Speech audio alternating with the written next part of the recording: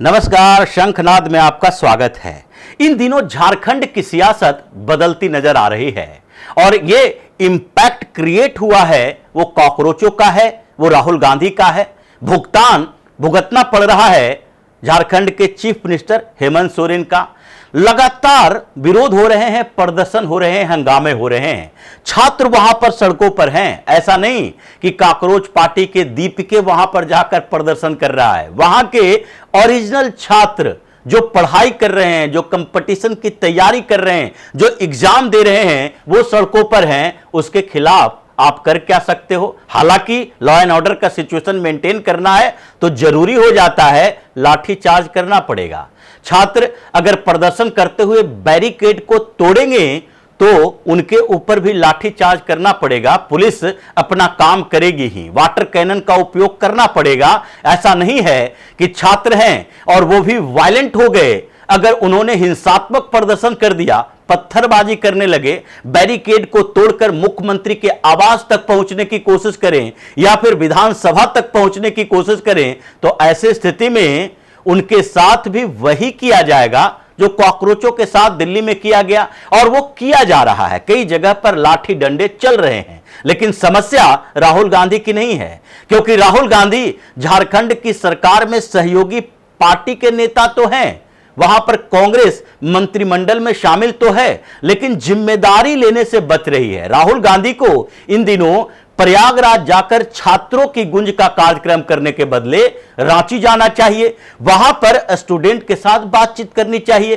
क्योंकि आप ही सरकार में शामिल हो और उस सरकार में शामिल पार्टी के सबसे बड़े नेता अपने आप को कहते हो कांग्रेस के सर्वे सर्वा आला कमान। तो आपकी सहयोगी पार्टी, जहां पर आपके गठबंधन की सरकार है, वहां पर समस्या चल रही है, तो वहां जाकर समाधान करना चाहिए। क्योंकि दिल्ली में आप उन्हीं छात्रों के समर्थन में अभी भी हंगामा कर रहे हो कि देखो नहीं, प्रोटेस्ट के दौरान जो पुलिस ने लाठीचार्ज किया उसकी जिम्मेदारी अमित शाह को लेनी चाहिए, गृह मंत्री हैं। तो यही बात तो आपको झारखंड में भी करना पड़ेगा कि नहीं, अभी जो छात्रों के खिलाफ जो प्रदर्शन हो रहे हैं उसमें लाठीचार्ज किए जा रहे हैं, पुलिस पिटाई कर रही है, वाटर कैनन का उपयोग कर रही है, तो उसके लिए जिम्मेदारी झारखंड की सरकार को लेना चाहिए, वहां के गृह मंत्री और मुख्यमंत्री को लेना चाहिए। लेकिन ये बोल नहीं सकते क्योंकि आपकी पार्टी सरकार में शामिल है, और यही बात अभी हेमंत सोरेन को खटक रही है। हेमंत सोरेन पिछले 6 महीने से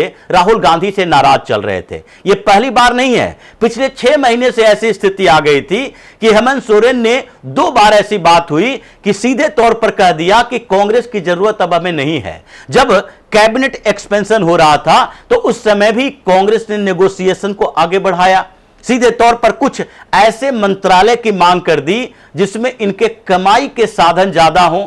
उनके डेलीगेशन, कांग्रेस का मंत्रियों का डेलीगेशन भी दिल्ली आया, कांग्रेस के विधायक भी दिल्ली आए, और इन लोगों ने कहा मंत्रिमंडल में हमें ज्यादा जगह मिलनी चाहिए। हेमंत सोरेन ने मना कर दिया, राजद को भी मना कर दिया, और उसके बाद धीरे धीरे इनकी नजदीकियां कुछ भारतीय जनता पार्टी के नेताओं से भी बनी, और उसमें बाबूलाल मरांडी को इसलिए नेता प्रतिपक्ष बनाया गया है झारखंड में, दिल्ली की राजनीति से दूर किया गया है कि नहीं, आप झारखंड में ऑब्जर्व करो, और यह जरूरी नहीं है कि हम सत्ता में शामिल हों, यह जरूरी नहीं है कि हेमंत सोरेन हमारे समर्थन से सरकार बनाए, लेकिन यह जरूरी है कि झारखंड की सरकार से कांग्रेस को आउट करो, जिस तरह का व्यवहार राहुल गांधी का रहा है। इसलिए जब राज्यसभा चुनाव हुआ तो उस समय भी हेमंत सोरेन ने बड़ा स्मार्टली प्ले किया, और उस समय उन्होंने कांग्रेस के साथ समर्थन भी किया, कांग्रेस के साथ मेलजोल भी रखे।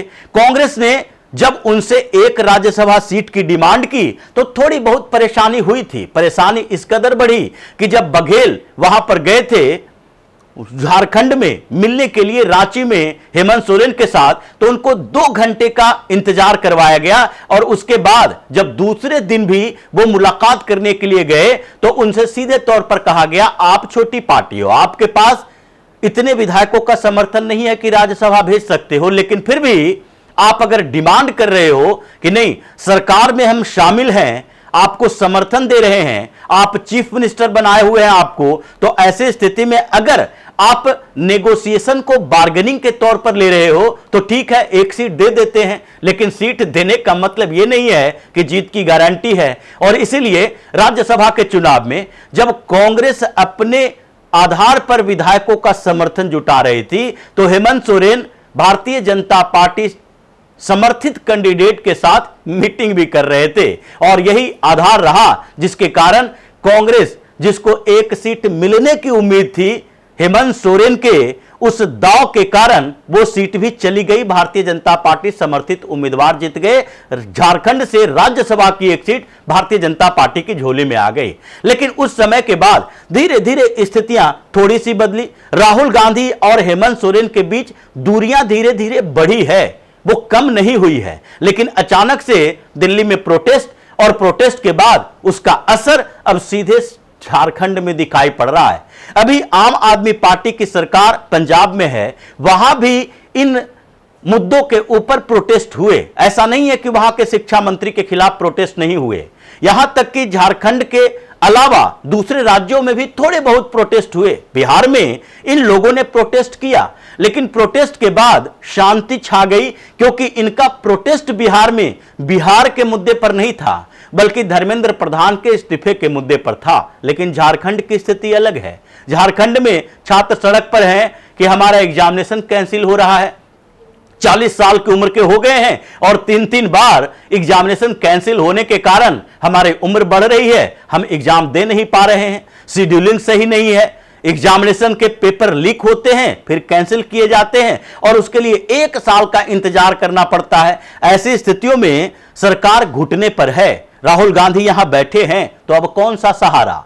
अब कांग्रेस को बाहर करने की तैयारी चल रही है। हेमंत सोरेन शाह की शरण में हैं कि जो मुद्दे आपके हैं, जो मुद्दे हमारे हैं।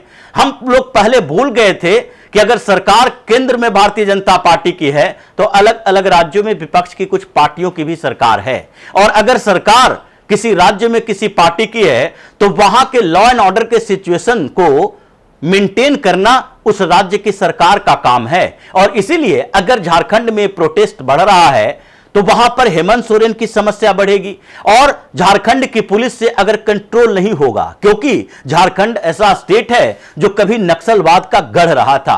और छात्रों का प्रोटेस्ट का मतलब ये केवल सामान्य छात्रों का केवल प्रोटेस्ट नहीं है, बल्कि डफली गैंग वाले उसमें शामिल हो गए हैं। कम्युनिस्ट पार्टियां भी शामिल हो गई है, जबकि कम्युनिस्ट पार्टियां सरकार में भी शामिल है। तो ऐसी स्थिति में हेमंत सोरेन को लगने लगा कि जिस विपक्ष के गठबंधन के साथ हम चल रहे हैं वो हमारी सरकार को ही गिराने वाली है, हमें इस्तीफा देने पर मजबूर कर रहा है। अगर छात्रों ने ये डिमांड डायरेक्ट कर दी कि मुख्यमंत्री का इस्तीफा होना चाहिए तो फिर क्या होगा? क्योंकि पिछली बार ईडी एक्शन के कारण कुछ समय के लिए मुख्यमंत्री पद से इस्तीफा दिए, एक और नई पार्टी बन गई थी।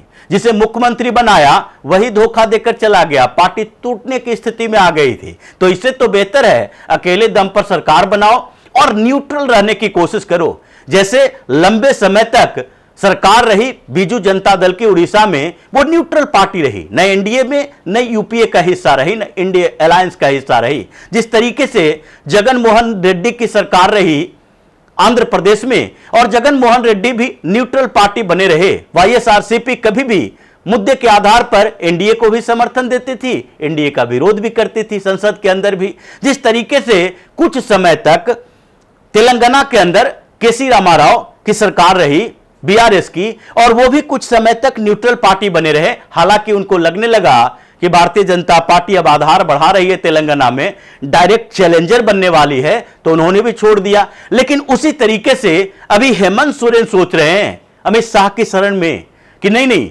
अब हमें भी न्यूट्रल पार्टी बनकर यहां सरकार चलानी चाहिए, क्योंकि अगर कांग्रेस को बाहर कर देते हैं, राजद को बाहर कर देते हैं, तो भी कुछ समय तक अल्पमत की सरकार चलेगी। और बाबूलाल मरांडी के साथ मीटिंग हुई है, बातचीत हुई है, क्योंकि वो छात्रों के प्रोटेस्ट में भी शामिल होने गए थे, वहां पर नेगोशिएशन करने के लिए गए थे, नेता प्रतिपक्ष हैं। तो इसलिए बात इसी बात की है कि जिस तरीके से महाराष्ट्र के अंदर जब देवेंद्र फडणवीस की पहली बार सरकार बनी, उस समय भारतीय जनता पार्टी के पास बहुमत नहीं थी और उद्धव ठाकरे की पार्टी यानी शिवसेना ने समर्थन देने से मना कर दिया, तो अल्पमत की सरकार बनी थी। अल्पमत की सरकार इसलिए बनी क्योंकि जो दूसरे तरफ बैठे हुए विपक्ष में थे शरद पवार, उन्होंने कहा सबसे बड़ी पार्टी यह है, इनको सरकार बनाने का मौका मिलना चाहिए।